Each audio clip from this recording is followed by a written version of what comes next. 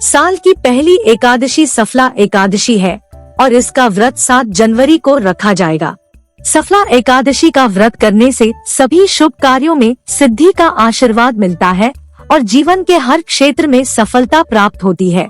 आइए अब सुनते हैं सफला एकादशी व्रत कथा।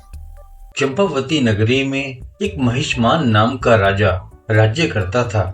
उसका बड़ा बेटा लुम्पक बड़ा दुराचारी था। वह मांस, मदिरा, पर स्त्री गमन, वेश्याओं का संग इत्यादि कुकर्मों से परिपूर्ण था। इस कारण पिता ने उसे अपने राज्य से निकाल दिया। वन में एक पीपल का वृक्ष था जो भगवान को भी प्रिय था। सब देवताओं की क्रीड़ा स्थली भी वही थी। ऐसे पति पावन वृक्ष के सहारे लुम्पक भी रहने लगा, परंतु फिर भी उसकी चाल टेढ़ी ही रही। पिता की राज्य में चोरी करने चला जाता तो सैनिक पकड़कर छोड़ देते थे।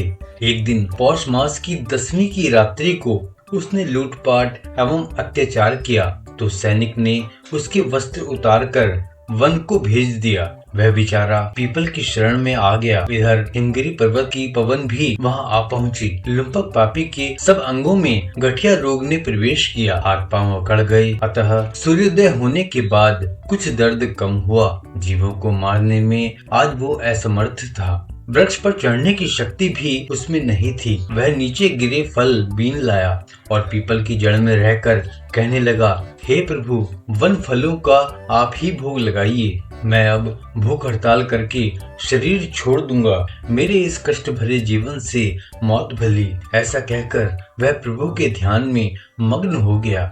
उसे रात भर नींद नहीं आई। वह भजन कीर्तन और प्रार्थना करता रहा, परंतु प्रभु ने उन फलों का भोग नहीं लगाया। प्रातःकाल हुआ तो एक दिव्य अश्व आकाश से उतरकर उसके सामने प्रकट हुआ और आकाशवाणी द्वारा नारायण कहने लगे, तुमने अनजाने में सफला एकादशी का व्रत किया है। उसके प्रभाव से तेरे समस्त पाप नष्ट हो गए। अग्नि को जानकर या अनजाने में हाथ लगाने से जल जाते, वैसे ही एकादशी भूल कर रखने से भी अपना प्रभाव दिखाती है।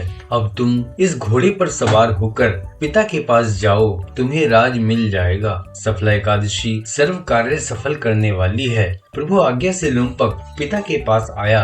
पिता उसे राजगद्दी पर बैठाकर स्वयं तप करने वन को चले गए।